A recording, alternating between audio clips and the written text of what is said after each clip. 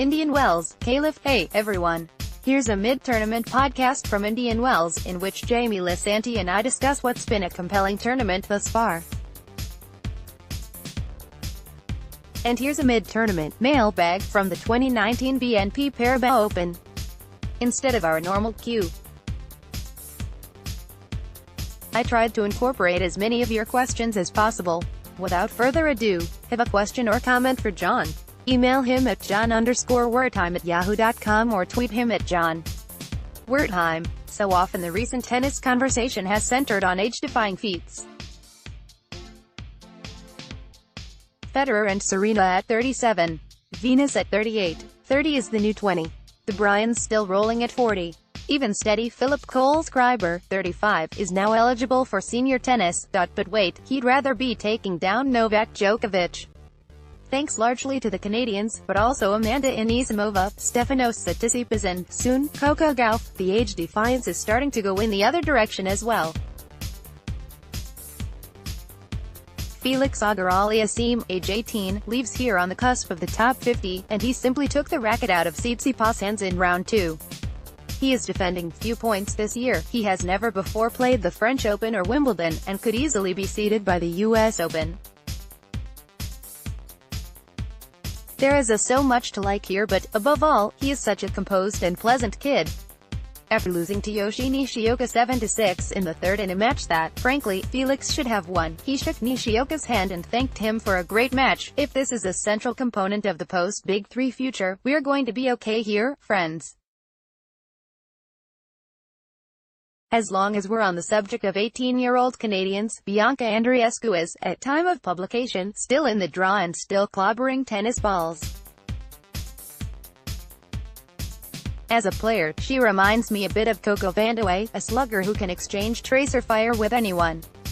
Like her compatriot FAA, she is defending very little and could easily be seeded by the Summer Slams. What? We're still on the subject of teenage Canadians. Denis Shapovalov, a wizened 19-year-old, easily handled Marin Cilic on Tuesday. Man, are they doing something right up there.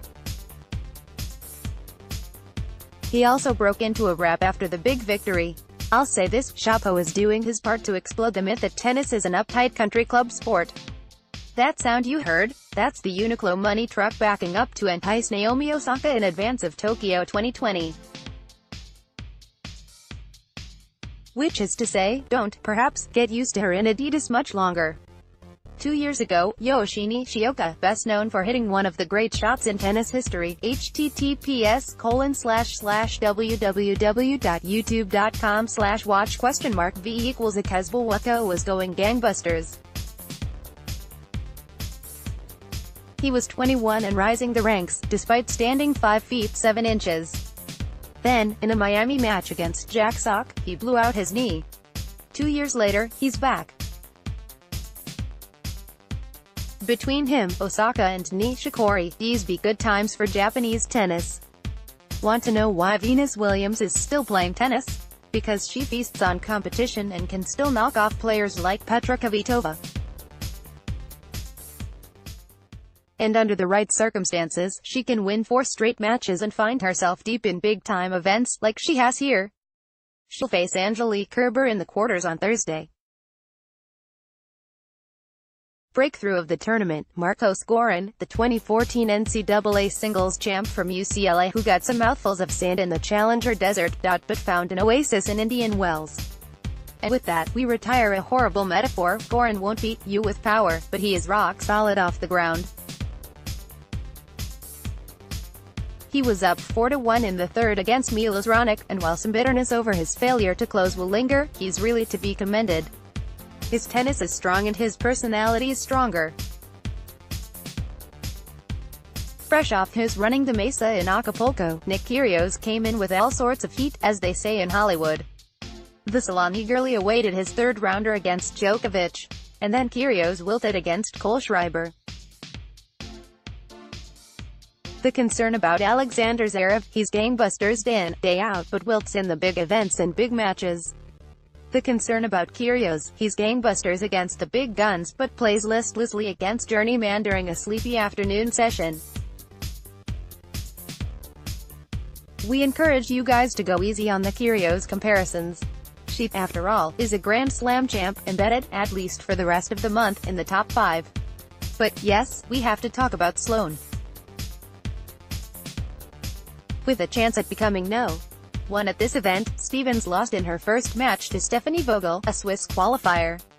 And Stevens is now 1-5 against Vogel. Such are the trend lines for Stevens. There'll be nodes and crests. Sure, you wish she were steadier. But she is comfortable with the high highs and low lows, and that's a critical point. Even given the limbo bar standards, tennis politics are uncommonly toxic and self-defeating these days. On the eve of the tournament, ATP CEO Chris Kermode, seeking a contract extension, was essentially voted out when he did not receive the requisite votes from the players' side of the ATP board. As the de facto leader of the Players' Council, which expresses its will to the player reps on the board, Novak Djokovic is to be commended for willingly taking a political role and for using the authority that comes with being the world's top player. But when you have orchestrated this palace coup and a leader is then deposed, you undercut your authority when you fail to own it. Djokovic's cagey reluctance to explain, let alone defend, his position, was not exactly a good look. He did the same thing last year in Australia. Want to consider unionizing? Great. It makes a lot of sense. Symphony orchestras around the world have shown that independent contractors can, in fact, unionize. But when you bring up unionization at a meeting, your fellow players talk about it, and then you retreat, you lose authority. And when Federer and Nadal take issue with your communication and your backroom maneuvering, you are really in some trouble. Here's Federer the other day, https://www.youtube.com/watch?v=ikato yolks 8 Look, maybe Djokovic and Justin Gimelstob, leader of the player reps on the board and another voice of opposition against Kermode, have a plan. Maybe they will emerge as heroes. Maybe the current structure doesn't work. But the onus has now shifted to them. Here's my overarching take. A board, and the constituents it represents, are entitled to make changes they feel will benefit the enterprise. In fact, they have a duty to do just that. But I fear this has echoes of Brexit. The status quo sucks. Let's blow this up. What's our plan? We'll deal with the details later. Right now, the burden is on Djokovic and the player board to either A. Find a leader who improves the ATP balance sheets, or B. Offer a coherent path to unionization or alternative structure. But to defenestrate a leader without an articulated alternative is concerning. Let me make this point about Kermode. While serving as ATP CEO is an impossible job, which, in itself, supports Djokovic's contention that the entire system needs an overhaul, Kermode acquitted himself honorably. Opinions varied on how well he performed his duties, but he left with his reputation and dignity intact. Long as we're on politics, the disastrous ITF World Tour continues to be a source of discussion and heated objection here. Magnus Norman and Tony Nadal are among the latest to join 15,000 petition signers in expressing their dismay.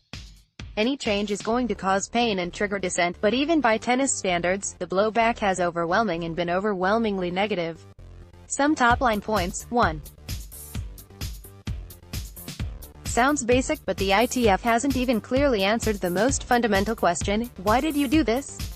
Some executives say this streamlined tour was conceived to improve the economics in pro tennis and basically eliminate the thousands of players who are technically pros have no chance of making a living. Other executives say it's a direct response to corruption and match fixing at the lower levels. Which is it? 2. Conducted at a price of $25 million, the independent report clearly states, in the panel's assessment, there is a strong causal connection between the sale of official live scoring data to the lowest level and the growth in betting on matches at that level.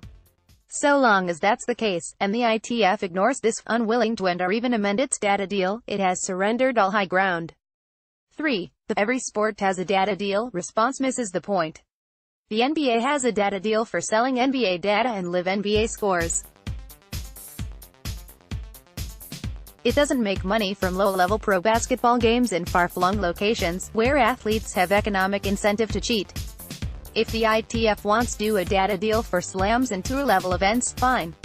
It's the lower-level data that is triggering the majority of the corruption. For Distilled, the USTA's response is essentially, "We agree this tour is horrible, but it was foisted on us." But that doesn't wash.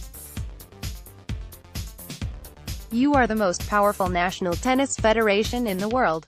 You have an event that makes $400 million or so in gross revenues. You have a designated seat on the ITF board. The independent report is clearly not a sacred document when the most fundamental point, to end live scoring at these small events, is being ignored.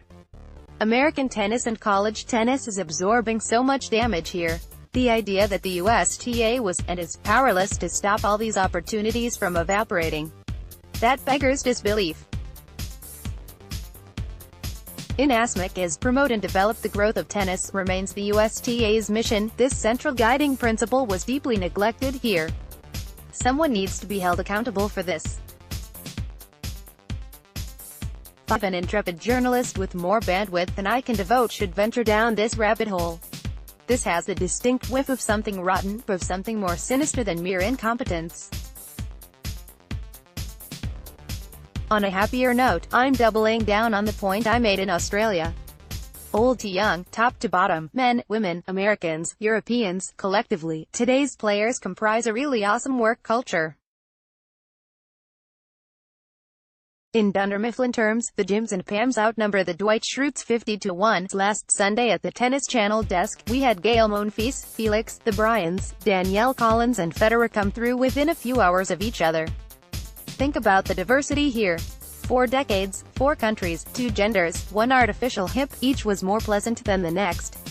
As long as tennis attracts this caliber of people and athlete, the empty suits and the careerists and the opportunists and the narcissists and hypocrites can fight all they want, the sport will still be in a good place.